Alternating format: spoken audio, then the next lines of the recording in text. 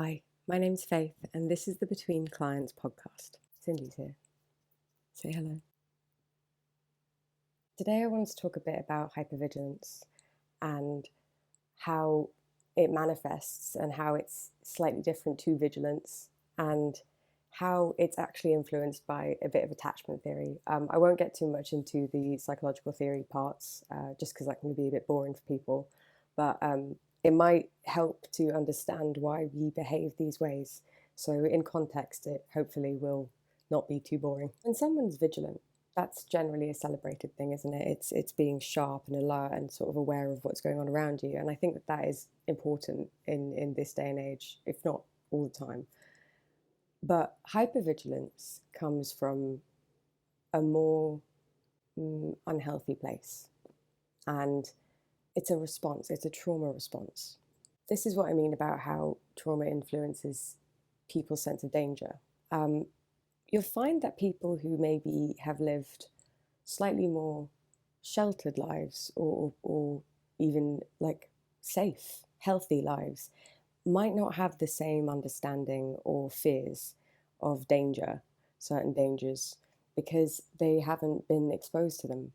And that's not their fault, that they haven't been through that. It's actually probably a good thing that they haven't experienced those things, but it does make them vulnerable to threats that they can't comprehend or haven't, I don't know, been taught a healthy fear of, I suppose. Whereas with hypervigilance, it often comes with trauma, especially at a young age, where we are put in a position where we have to be aware of what is going on around us, because there is always a sense of threat and danger. And that stays with us until we are able to consciously be able to switch it off. But that's hard, and it takes therapy and it takes work. But hypervigilance is that constant threat of danger, and it dysregulates your nervous system. When you are in constant fight or flight, it's really hard to do normal things like remember stuff, or when you're in relationships, or with your family, maybe there's emotional dysregulation there. That can happen through hypervigilance as well. It can even tilt over into paranoia, because unfortunately sometimes people who are hypervigilant aren't necessarily wrong for being hypervigilant, and it proves the theory that, oh yeah, I need to be vigilant, I need to be even more alert, I need to be even more aware.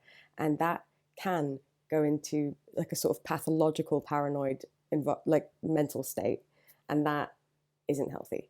So it's just about trying to find that balance of, if you are someone who experiences hypervigilance, where it came from and what you're afraid of, because it's probably a very legitimate fear, and learning to heal that, finding an environment or a space that allows you to feel completely relaxed and safe. Because individuals who are a bit more sheltered cannot grasp or fathom some of the dangerous traumatic experiences that traumatized individuals worry will repeat themselves, like they've experienced and are worried that will happen again. That can actually put them in more danger, and I know that a lot of people have experienced some crimes and some things quite common, like pickpocketing. But then you've got people who've experienced different types of crimes, and that they are now scared of that following them somewhere again. So I suppose there are some relatable traumatic experiences, and there are some unrelatable ones. Trauma is relative. I think we have some issues with, I've been through this and I've been through this. But equally, you have to remember that hypervigilance comes out in a variety of different ways depending on the person's experience and their attachment style. So some people, when they are hypervigilant, are very expressive about it, and they go into a more fight type of state.